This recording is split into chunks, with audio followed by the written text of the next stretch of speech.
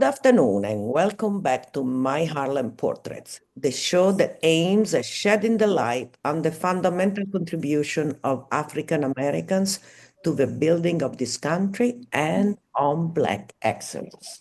To represent Black excellence in the utmost way, we have a very special guest today, former investigative journalist for the Wall Street Journal, where he served for 19 years, 2022 Pulitzer Prize finalist for his work on the TULSA massacre, and producer host of the podcast What Happened in Alabama. He is also a talented musician and music producer with a voice of an angel. He is the author of a celebrated, recently published book by Harper Collins, I Am Nobody's Slave, How Uncovering My Family's History Set Me Free. We have with us LEE Hawkins. Welcome to My Harlem Portraits. Hello, good to see you, Maria. Nice having you. I know you are very, very busy, so I'm very happy you found the time to be with us. Glad to be here. So congratulations for the many starred reviews for your masterful, insightful, eye-opening work, which is really an historical work that documents the lives of your family members as emblematic of many Black American descendants of slavery and Jim Crow survivors. Utilizing genetic testing and historical documentation, you have explored 400 years of your family's lineage, 12 generations from slavery and 5 under Jim Crow, and you reveal the interconnected lives of Black and white members of your family lineage, their resilience and suffering, and the impact of historical traumas. You also shine a bright light on the intergenerational impact of racial violence and racism on them. Your reporting also addresses those effects by many adverse childhood experiences and childhood traumas, highlighting its long-term effects on health, mental health, and life expectancy. This book is amazing. It took me on places I haven't been before. Amazing. So let's start from the beginning of your book, where you talk about your childhood, your traumas caused by your father's using of the belt, your mom not stopping him, but the reason that they gave you for that. If we don't beat you, the police will kill you. And what you found out later, the real reason for all that are. Yeah, first of all, I want to back up because I think that it was important for me to have the early part of my childhood explained because I thought that, well, it all started when I saw the movie Roots. I come from a family of very proud people, a very strong, loving family. Like a lot of Black Americans, as you mentioned, the belt was a big part of my upbringing because Black excellence was the standard in my family and my community. And I think that I knew that my parents had this idea that Black people needed to do this to the kids. And so that's the context that it was. And I was fine with it. I was 100% fine with it. I thought, when I'm bad, this has to happen. And I know that a lot of my friends this is happening with, to the point that even in the Black community, we laugh about it a lot of times and we think, it's funny. And that white kids, I wish we could do this to white kids because they really need it. And we need to bring that back. And this is our people and this is what our people brought. into the culture. This is what we do to keep our kids in check. And when I saw the movie Roots, I was about 6 years old, and my mom and dad were sitting on the couch.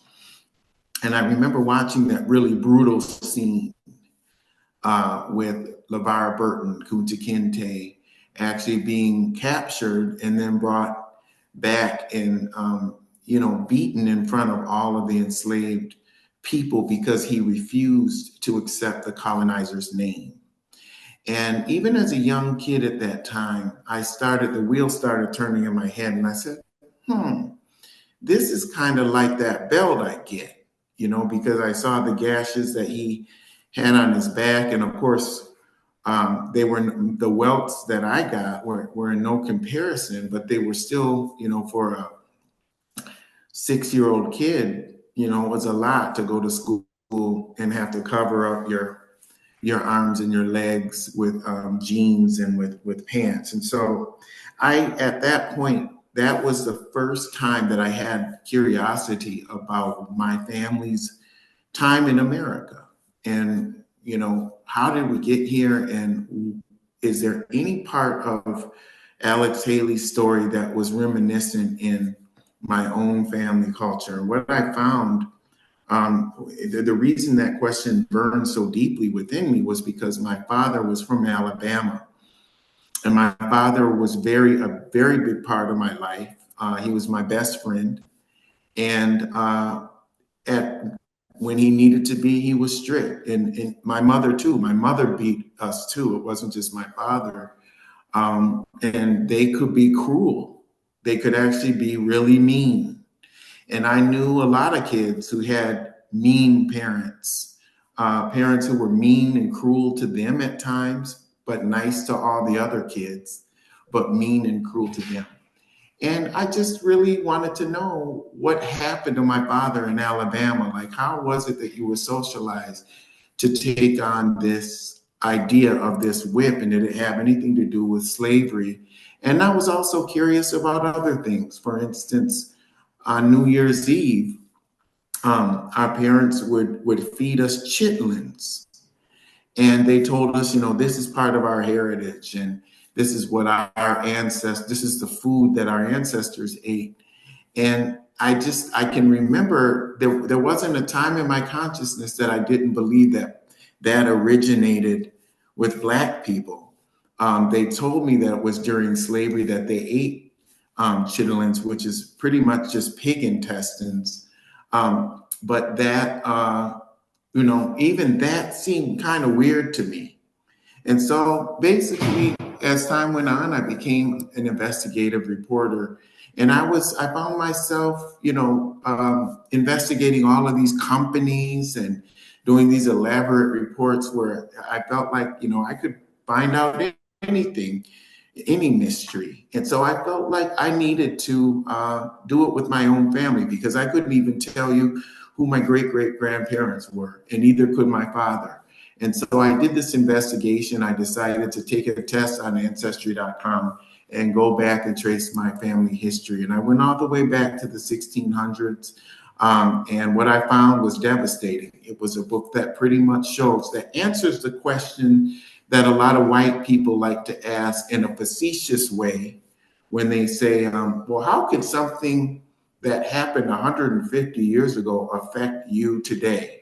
Well, the answer is in this book. And if you really genuinely want to know that, and that question isn't something that's, meant to be malicious, then this book will give you all you need to know about how enslavement affects Black people in modern times. And the fact that we survived it, and we also survived Jim Crow, and how awesome we are as a people as a result of when you really peel back the layers and see and look at what I discovered about my family tree. Your father was very proud of you, and he repeated it to you quite often. Your mom, on the other side, she was constantly putting you down and insisting, and she was instilling this self-doubt, self-hatred in you, and hatred of fear of white people. Uh, And she was telling you things like you are an embarrassment for the whole family. You will end up in prison or dead. And you will have all of us killed by the white man. They could hang you. These were the main reason, the love she had for you and the fear that something bad would happen to you that pushed her to do that kind of stuff because that's what she knew, right? So you also have a constant in yourself struggle, doubt, and a duality about who you are or should be inside and represent to the world.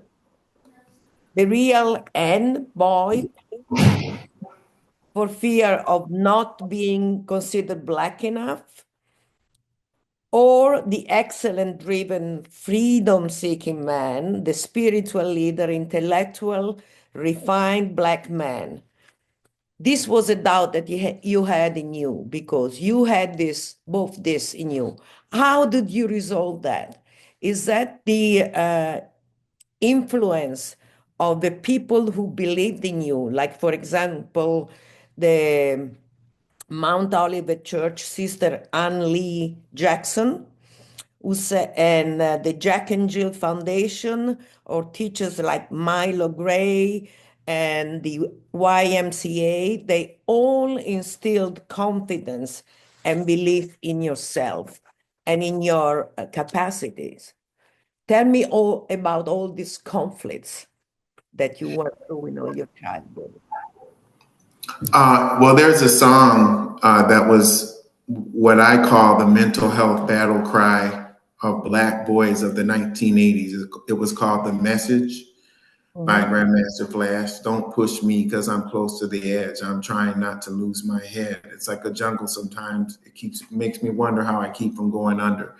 And we're talking about me as a third grader in elementary school, and I think at that time, I pushed myself to really think back to that period. And in that period, my mother was, yeah, like I said, she could be mean and cruel, and it was because she was afraid because I had a lot of confidence and a lot of happiness and a lot of joy as a free spirited Black boy. And I think that to a certain extent, people who were born in a time in American history where Black people all over the nation were not considered equal to a white person, that's frightening and scary, to have a son, especially because we were living in the suburbs, and we lived in a 99% white suburb in Minnesota, primarily Scandinavian.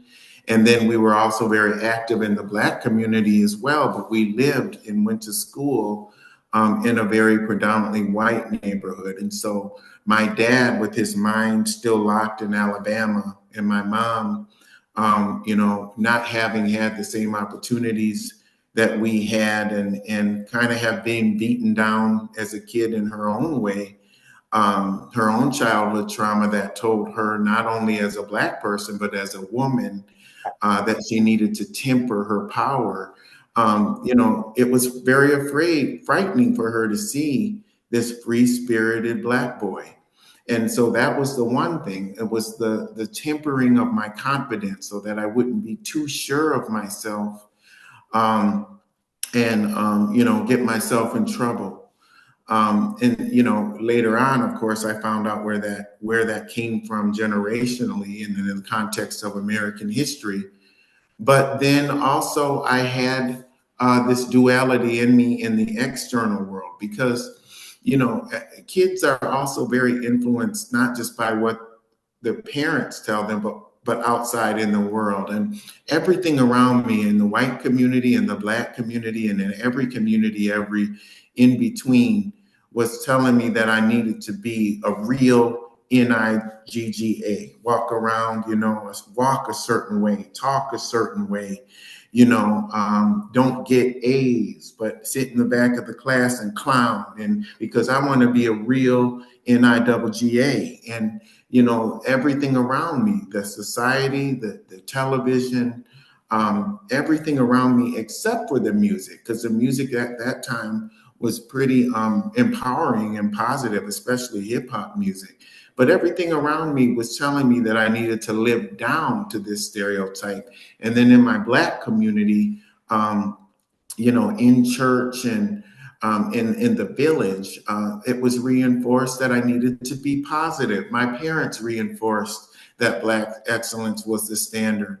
But I had this inner duality, which I think that many Black boys struggle with, and many Black men to this day struggle with, to the point that we are always trying to struggle with this idea that we have this confidence in ourselves and this belief in ourselves, but the counter narrative is the self hatred that wants us to believe that we're not what we say we are, and that anything that we do that is of excellence is trying to actually imitate whiteness, as opposed to actually being rooted in our West African lineage. And so these were things that, were they were in my consciousness, but I wasn't conscious yet. I was still a child and I was trying to figure things out, and as time went on, I read everything from books, the autobiography of Malcolm X to,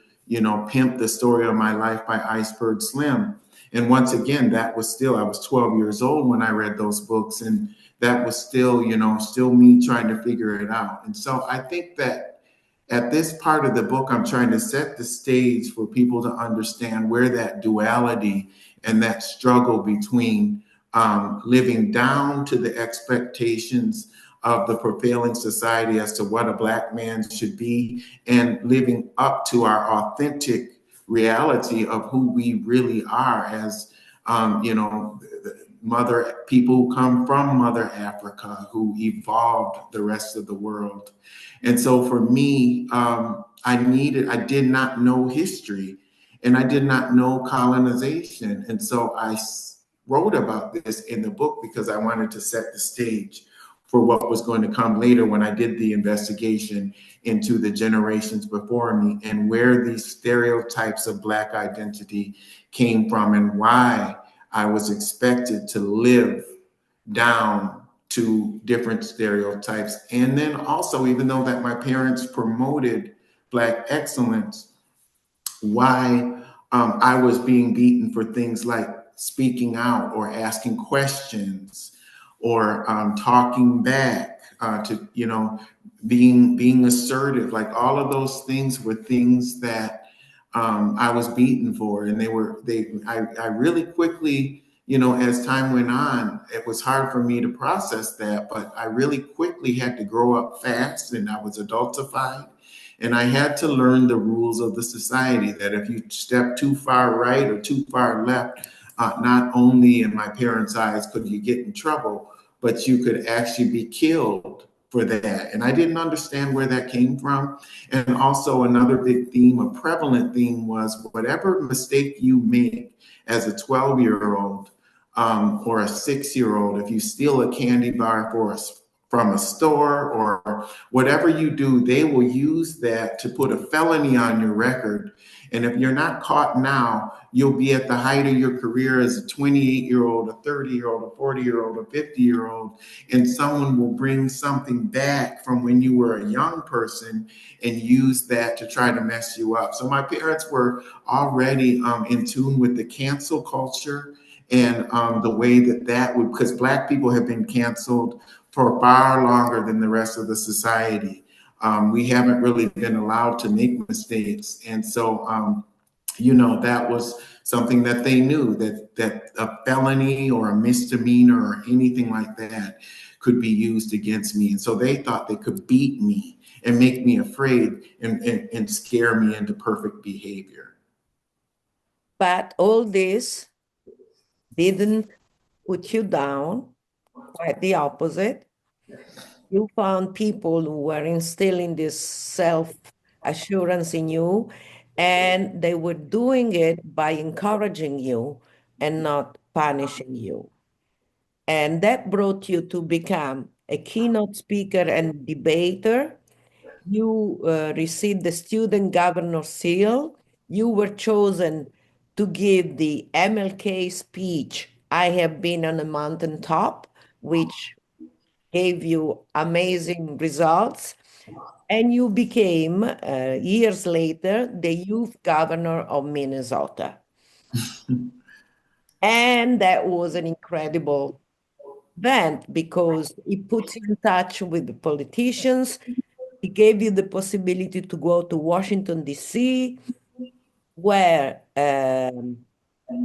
you realize at that point that there was a confirmation that the president had been a slave owner, and visiting the enslaved cemetery, your quest for your ancestry became a focus for you. Well, yeah, at that time, I met President Bush, and we actually went with the youth governors from all over the nation to visit Mount Vernon, George Washington's home. And there was a slave cemetery there in celebration and remembrance of the people who were enslaved, the hundreds of people that George Washington enslaved. But there were no real, it was a cemetery and we were just kind of whisked past it. Most of the governors, the couple of us were Black. The Black ones didn't care much either. But for some reason, I was hit by it.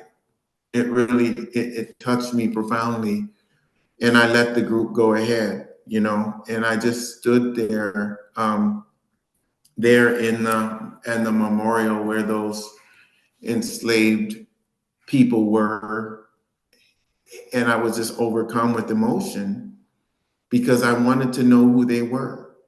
And I wanted to know if any of them had any connection, other than being my brothers and sisters from generations before, if there was any family connection. I wondered what they went through. I wondered how it was that so many of them survived to the point that Black people could be able to accomplish all the things that we were able to accomplish, despite the fact that those people were enslaved. I mean, it was very strong symbolism for that to be the actions of somebody who I was taught from the beginning, from the first day of school. In America, we're taught that George Washington never told a lie. That's And what that really is it's stronger symbolism for the revisionism and the erasure of the dark parts of the American story. So it's ingrained in our head from a very young age that America was perfect. And so for him to see that, for me to see then that he had enslaved people, and that was something that I had asked my civics teacher about, and I had brought it up in class, and my civics teacher said, well, that's not been confirmed. And that was crazy because, this was the 1980s. And at that time, I just didn't have the access to the information that I needed. So, I think that, yes, I did become successful. And it was my father too. I mean, it was mainly my father. My father was the main promoter of me and the person who instilled the most ambition and confidence within me and the most encouragement. I think one thing that's really hard for people to process, and this book goes really into the dynamic of the Black father and son in 20th century America. We saw August Wilson do a incredible job in Fences, where he talked about the challenges that Troy Maxson felt and the fears that touched him in such a tender place that he could barely even tell his son that he loved him, or that he was afraid for his son. And, I had a very complicated relationship with my dad, but my dad was far more encouraging. And he did set the stage for me to be successful. And so what I tried to do in this book was just to write very truthfully about that complexity, allowing for not just the light, but the darkness.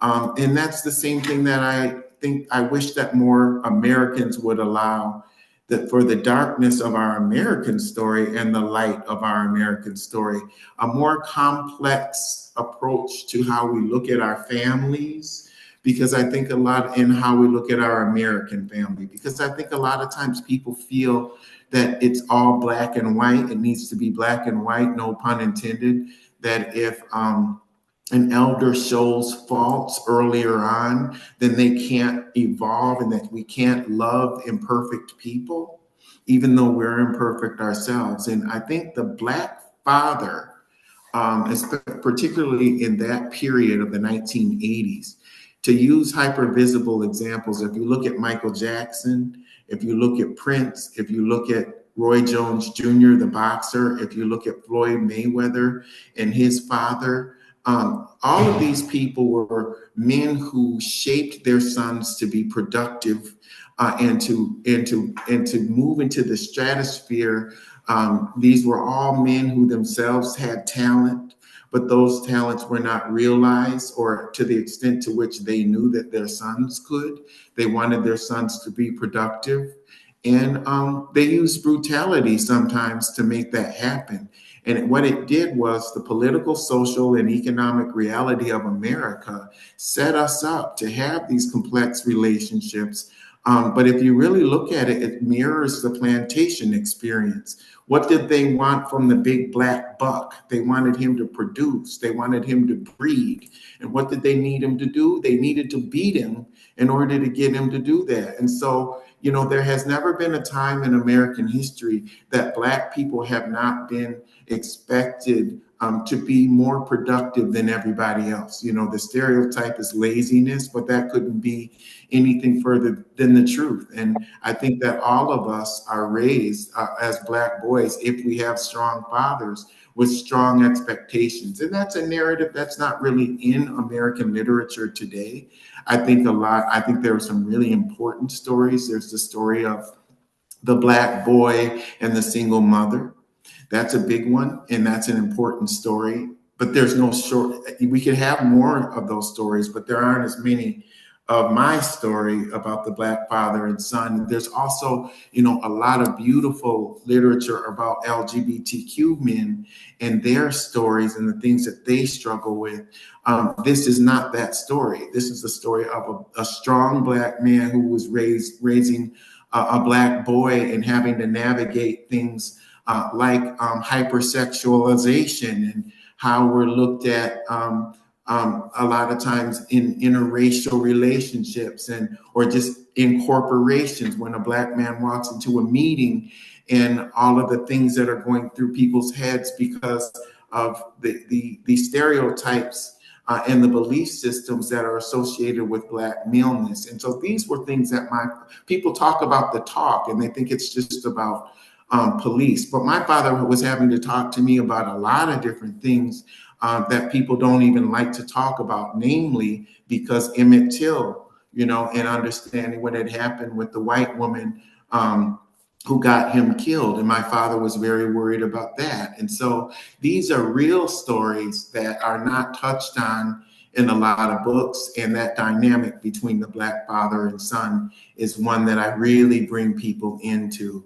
And I try my best to be iconoclastic and to tell the truth, no matter how painful it is. It doesn't mean my dad didn't love me, but I wasn't going to lie and sugarcoat the brutality that was in that relationship too, because it was a function of our American experience. The heritage of what the enslavement did.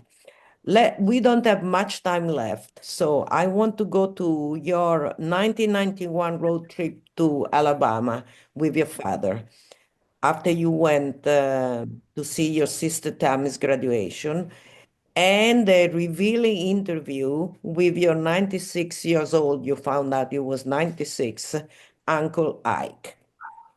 Tell us about that. That's a very important part of your book. Well, yeah, and I don't want to give the book away because I hope people will buy it and read it and share it with children, or not children, probably not, but definitely it's for a college student or a high school student, this is right in the pocket because it's a real truthful account of American history that you're not going to get from a textbook. And that's what Uncle Ike gave us. You know, we were able to interview him, and he, you know, at that time he was mourning. He was mourning the fact that his father had been murdered. And he was talking about that. His father had been murdered many, many years before, and he was still very stung by that. And that gave me, you know, an insight into the fact that there were things that had happened in my family story that had to do with violence. And I started to understand why my parents were saying, not just you're going to get in trouble if you upset white people, but you could get the whole family hanged from a tree. And when I got that interview with Uncle Ike, I was able to see that there was a pattern of violence, and I figured out that that was my grandmother's father who was murdered. Okay, so then that meant that yes, my grandfather raised my grandmother raised my dad. And so that would inform then his view of the world, and why he not only would get afraid for me, but he would get angry and use the belt to try to stop me and to scare me because he was so afraid of what could happen to me otherwise. And so in the book, I go all the way back and dig up the stories of my great great grandparents who were the last generation to be enslaved. And then I also took a DNA test and found out that because of the sexual assault against our matriarchs, I have 18% European blood.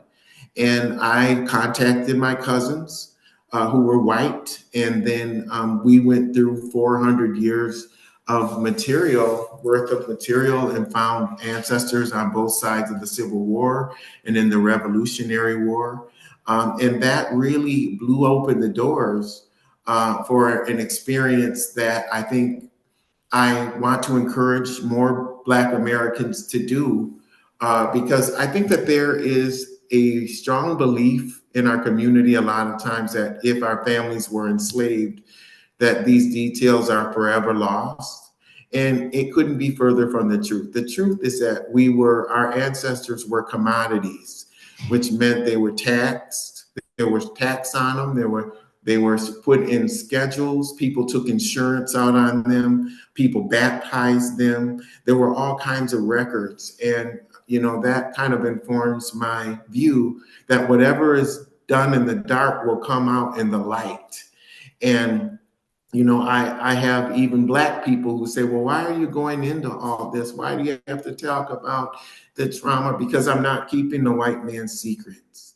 I Yes, refuse to do that, right. especially because my great grandfather was murdered. And I want the truth of the fact that the man, Jack Taylor, in Greenville, Alabama, who killed him, got away with the murder and was acquitted in just a few minutes of deliberation. And so this story, I'll just tell you, tells the story that every generation since 1837, I've had a family member murdered.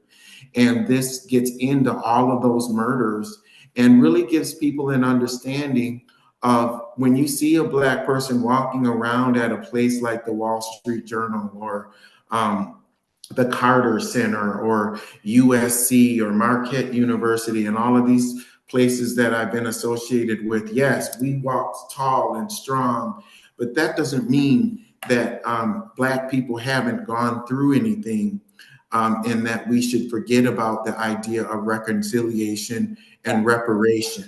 And so this book is going to answer the question for anybody who wanted to ask and wanted to know, how could slavery or Jim Crow affect someone in modern times? And the reality is, you'll find out in this book that it wasn't just Jim Crow, slavery, it was Jim Crow, which was not just segregation, but apartheid and a crime against humanity. And 8 million people, more than 8 million people, like my father, who survived Jim Crow, are alive today. And this book takes you into that whole experience. And by the time you get done with this book, you will understand, number one, how awesome Black people are, but number two, how much pain we've kept in secret, and how every generation, oftentimes in families, has kept those secrets from the subsequent generations.